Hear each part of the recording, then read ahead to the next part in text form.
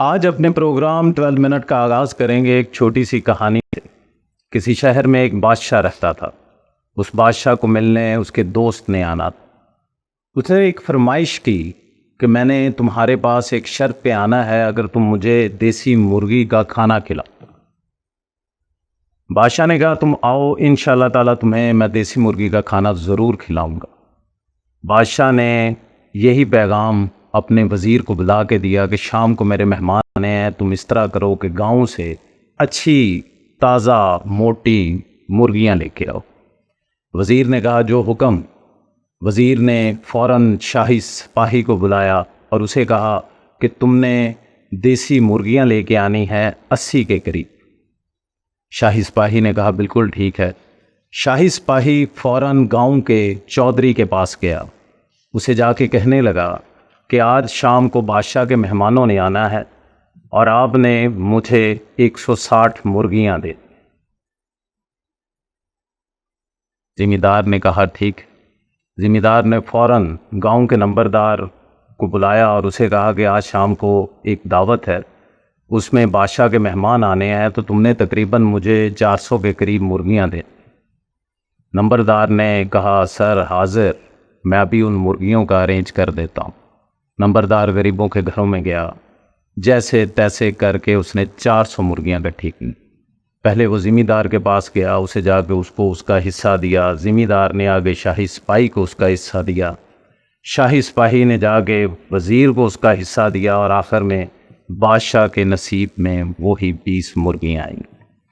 नाजरीन, कहने का मकसद ये है कि पाकिस्तान पिछले 75 साल से तरक्की की बजाय तनज़्ज़ुली की तरफ जा रहा है। क्यों? क्या हमारे हुक्मरान भी ऐसे हैं? आज अपने प्रोग्राम में मेरे गेस्ट फैसल मजीबुर रहमान शामी, मुस्लिम लीग काफ MPA हल्का 161 के कैंडिडेट हैं। आज इनसे गुफ्तगू का आगाज़ करते हैं। पहला सवाल मैं करूंगा फैसल मजीबुर रहमान साहब से। सर मुझे ये बताएं कि एक आदमी जो अपनी सियासत का आगाज़ कॉलेज से करता है, फिर काउंसलर की तरफ आता है, काउंसलर के बाद MPA बनता है, MPA बनने के बाद वो MNA बनता है, लोगों से वादे करता है कि मैं इस मुल्क की तकदीर बदल दूंगा, इस शहर की तकदीर बदल दूंगा, गरीबों का ख्याल रखूंगा, गरीबों के घर में रोटी दूंगा। मगर ऐसा क्या जादू की नगरी है कि असेंबली में पहुंचते साथ ही वो इस चीज़ को भूल जाता है। सर कुछ इस बारे में मेरे नाजरीन को बताइए। औज़ु बिल्लाहि मिनश शैतानिर रजीम, बिस्मिल्लाहिर रहमानिर रहीम। राना साहब, और आपका शुक्रिया कि आपने अपने प्रोग्राम में अपने भाई को याद किया, बुलाया। और आज का सवाल जो आपने किया है बहुत अहम सवाल है और बहुत अच्छा सवाल भी है। तो देखें ना, वो कहते हैं कि वो वादा ही किया जो वफ़ा हो। तो सियासत, मैं ख़ुद भी सियासतदान हूँ, सियासत में हूँ। तो जब हम नए नए सियासत में कदम रखते हैं कि जब आप जैसे आपने बात की थी कॉलेज टाइम से शुरू करते हैं, मैं भी कॉलेज टाइम से, स्कूल टाइम से बदम पैगाम में था, जमीयत के साथ साथ जमात में रहा हूँ। फिर वैसे शौक़ होता था मतलब, लेकिन ओवरऑल आप बात करें जैसे आपने कहा कि हर बंदे की सोच होती है। जैसे आप देखें कि नया नया इलाके में थानेदार आता है तो शुरू में तो उसका बड़ा होता है जी कि मैं इंज कर देंगे, वो कर देंगे। तो यही हाल हमारे सियासतदानों का। जब नया नया उनको शौक़ होता है, नई नई समझने की जवानी चढ़ी होती है, नया नया अरूज होता है। सर कहने का मकसद ये है कि वो जादू की नगरी है क्या, वो नाजरीन को बताएं सर। वो जो गर्मियाँ काटता है सियासतदान, उस जादू की नगरी जिसको असेंबली बोलते हैं सर। अगर देखें ना, जब इलेक्शन आते हैं तो सियासतदान बड़े बड़े दावे करते हैं, बड़ी बड़ी बातें करते हैं।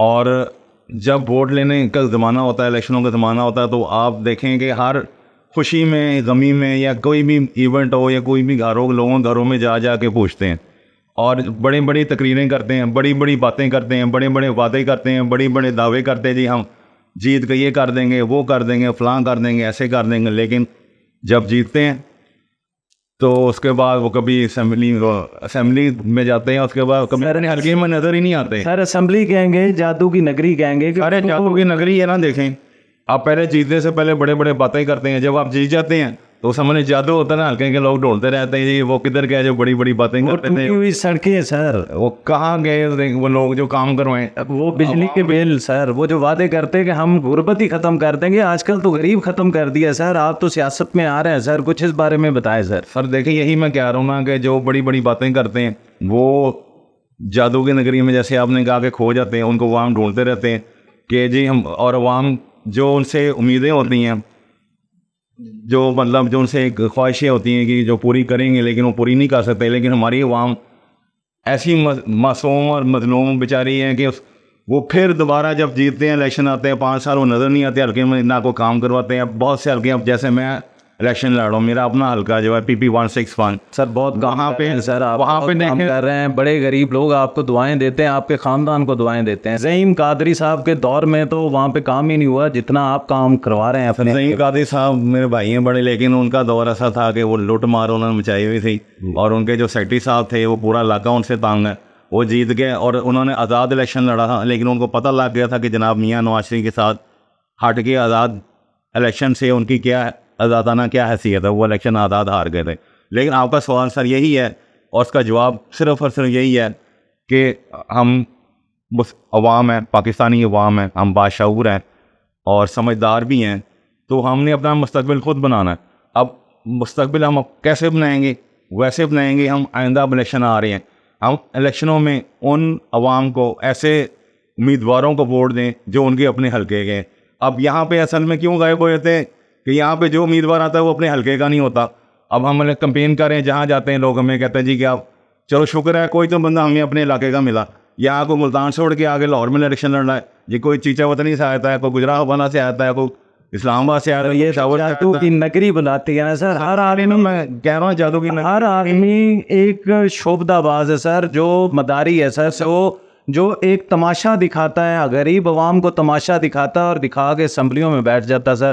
फैसल मुजीबुर रहमान शामी, आपसे एक क्वेश्चन करूंगा कि ये जो नैब के केसेस अक्सर देखते हैं कि वो बाद में बंद हो जाते हैं, पहले आगाज़ बड़ा अच्छा होता है, बाद में पता चलता है कि नैब ने उस केस को बंद कर दिया। सर एज अ सियासतदान होने के नाते, एज अ मुस्लिम लीग काफ के MPA होने के नाते, आप कुछ मेरे नाजरीन को बताएंगे कि ऐसा क्यों होता सर? जी देखें, नैब एक ऐसा इदारा जो सिर्फ महज और महज एहतसाब के लिए बनाया गया था, और उसमें एहतसाब इनका था जो वो करप्ट हैं, जो करप्शन कर रहे हैं, जो किसी भी इदारे से हों, सरकारी अफसर हों या कोई भी आला शख्सियत हो।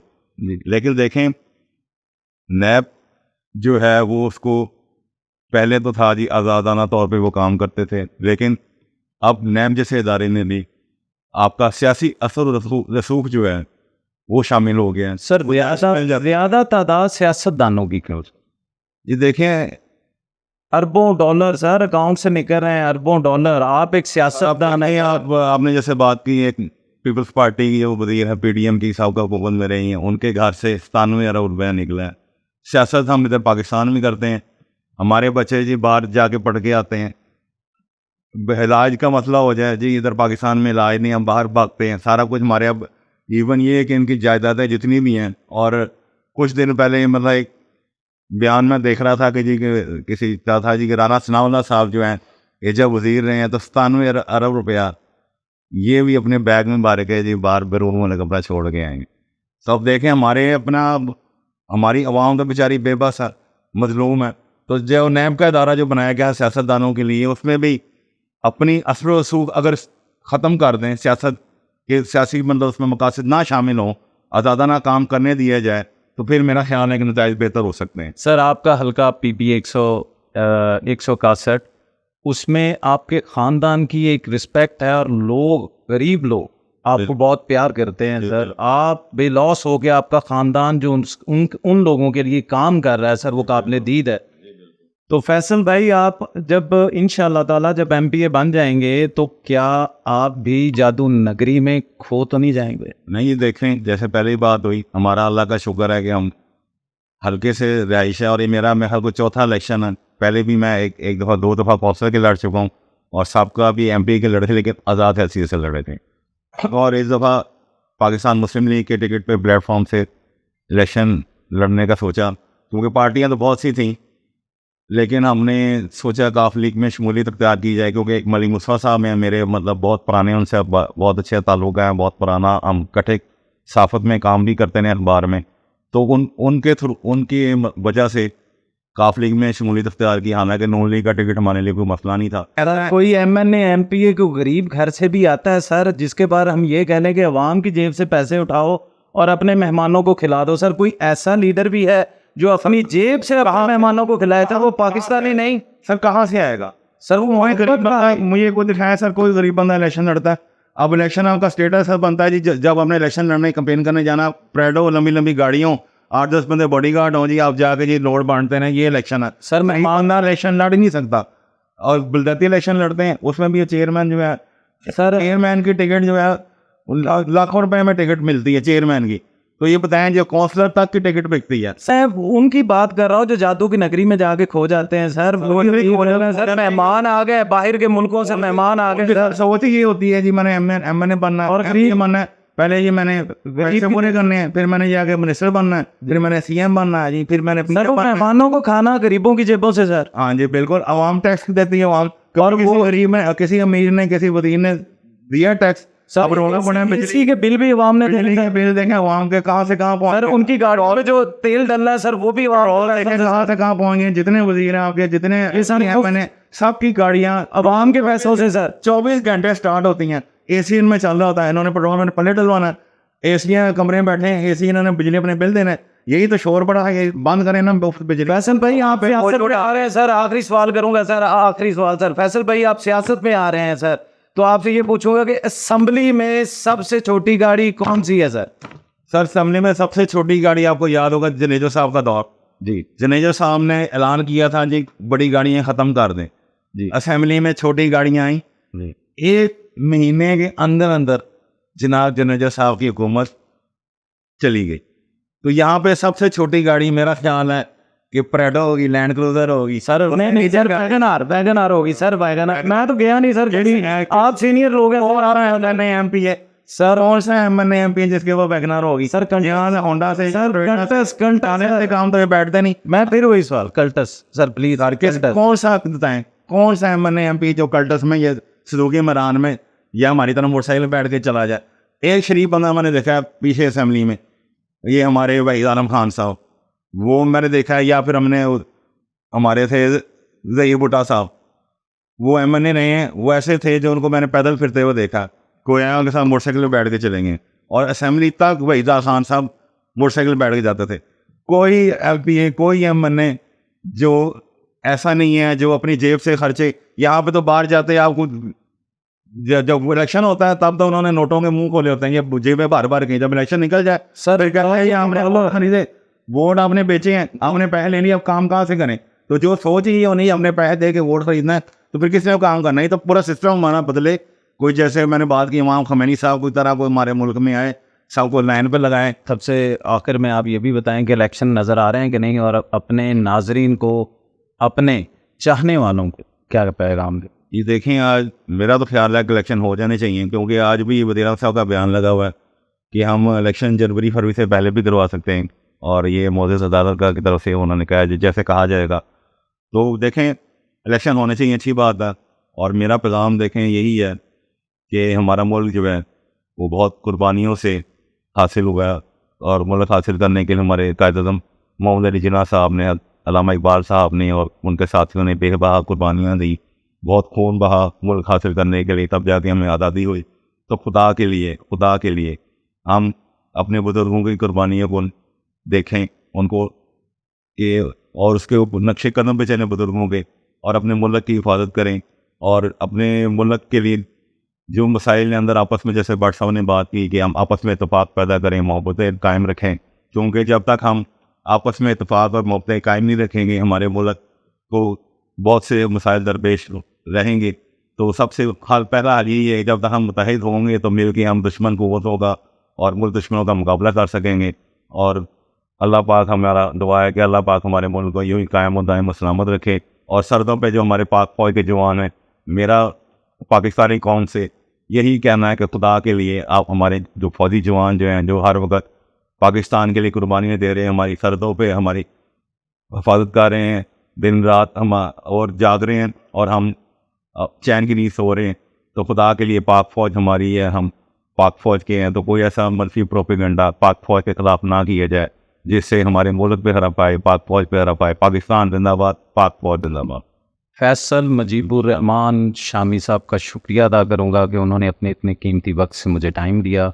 अगर हम बात करते हैं करप्शन की कि फ़लाँ अदारा, फ़लाँ जगह, फ़लाँ फ़लाँ फ़लाँ करप्ट है, करप्शन का शिकार है, तो क्या इन 75 सालों में, मैं अपने घर की मिसाल देता हूँ, मेरे बाप ने अगर करप्शन की है तो मैंने अपने बाप का नाम बाहर नहीं बताया कि मेरा बाप करप्ट है।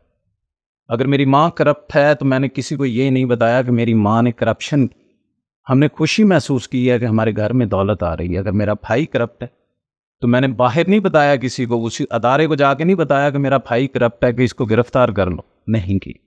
मेरी बहन करप्ट है या मैं करप्ट हूँ तो मुझे घर से निकाल देना चाहिए। जब तक हम ये नहीं करेंगे पाकिस्तान में हमारी करप्शन ख़त्म नहीं होगी। और जो 2023 में आवाम के हाल हैं और जो उनकी फीलिंग्स हैं, जो थक गए हैं, जो 30 साल के लोग हैं, जो 40 साल के लोग हैं, जो अपने घर के वाहिद फ़र्द हैं कमाने के लिए, जिनकी तनख्वाहें 20,000 हैं, जिनकी तनख्वाहें 25,000 हैं, वो गुजारा कैसे करते हैं? वो पराडो वाले लोग, वो जादू नगरी असम्बलियों में बैठे लोग सिर्फ इतना देख लें यार कि वो लोग किस तरह बिल देते होंगे यार 20-20 हज़ार। उन बेचारों को अपनी मोबाइल तक बेचने पड़ गए हैं इस दफ़ा जो बिल आए। तो नाजरीन, उनकी जो फीलिंग है उसको शायद मैं अपनी गुफ्तगू से बयान ना कर सकूं, तो किसी शायर ने क्या खूब कहा है, मैं थक गया हूं, मैं थक गया हूं, कोई तो जाए उसे बताए, मैं थक गया, मुझे ना इतना यूं सताए, मैं थक गया हूं, मैं थक गया हूं तलाश में उसकी जमीन नाप दे, उसे कहो अब नजर भी आए, मैं थक गया हूं। वो एक वादा जो उसने मैंने किया था एक दिन, उसे एक वादे को अब निभाए, थक गया। अब उसके लहजे से साफ जाहिर है अरादा उसका, अब उसके लहजे से साफ जाहिर है अरादा उसका, अगर वो चाहे तो मुकर भी जाए, मैं थक गया। इसी में रहकर उसी को पाने की जुस्तजू है, उसी में रहकर उसी को पाने की जुस्तजू है, उसे कहो अब मिल भी जाए, मैं थक गया हूं। साकी मुझसे मोहब्बतों के हिसाब लेकर, जो जाना चाहे तो चला भी जाए, मैं थक गया हूं। जो दिल दुखाना था मेरा दुखा चुका वो, कोई और मेरा न दिल दुखाए, मैं थक गया हूं।